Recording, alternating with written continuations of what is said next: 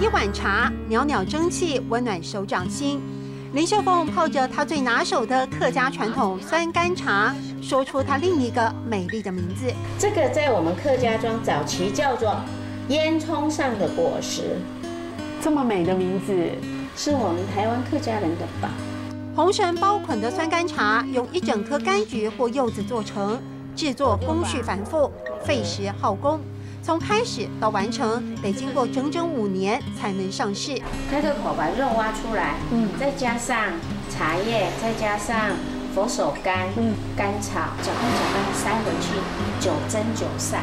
5年之后，它才可以开始喝。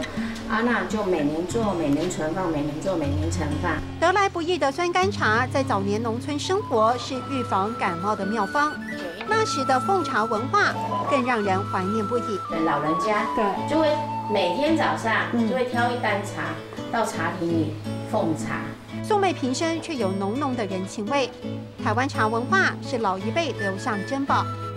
品味茶香，细腻芬芳中有先人圆融的智慧。闻起来很香，客家话要怎么说？可不可以教大家？披起来动香，披起来动香，披起来动香，披起来动香。